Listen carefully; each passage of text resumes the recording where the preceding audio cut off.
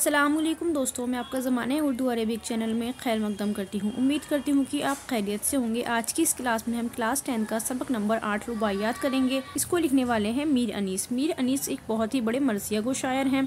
इनकी पैदाइश 1802 और इनकी वफ़ात 1874 में हुई।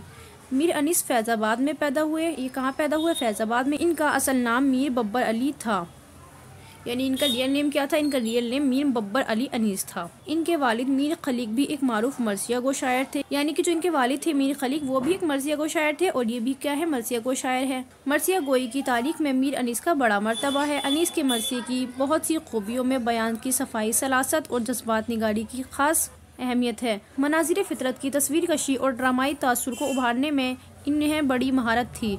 मनाजिर फितरत यानी कि फितरत के मंजर, जो फितरत के हसीन मंजर थे, उनकी तस्वीर कशी करने में इनको बहुत ही महारत हासिल थी। मीर अनीस ने मरसियों के अलावा रुबाइयाँ, नोहे और सलाम भी लिखे हैं।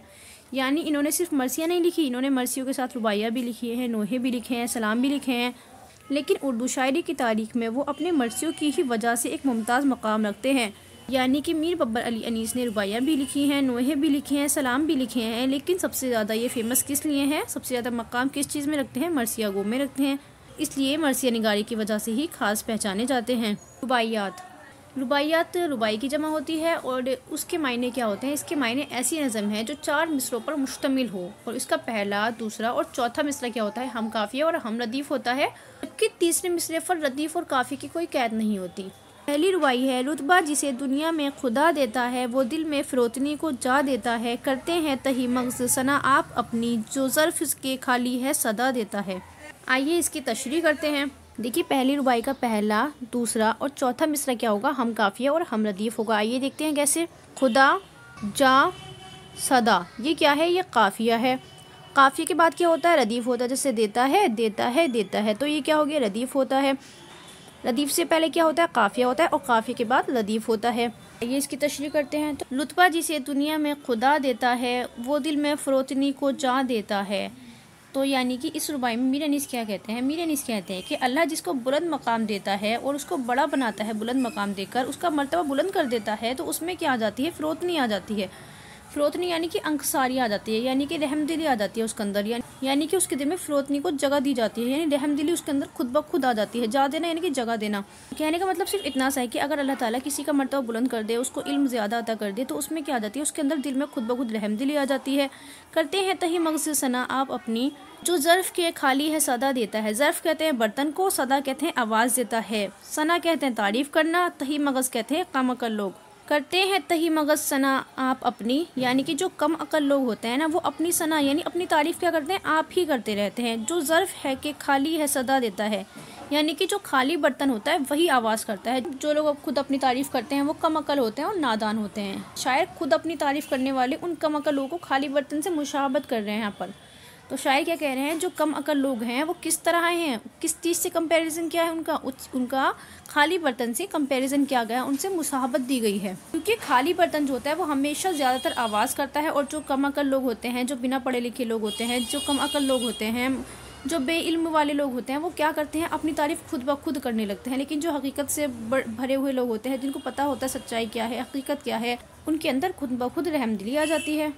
दूसरी रुबाई है दुनिया भी अजब सराय फ़ानी देखी, हर चीज़ यहाँ की आनी जानी देखी, जो आके ना जाए वो बुढ़ापा देखा, जो जाके ना आए वो जवानी देखी। फ़ानी कहते हैं फ़ना हो जाने वाली, यानी ख़त्म हो जाने वाली। सराय कहते हैं मुसाफिर की ठहरने की जगह।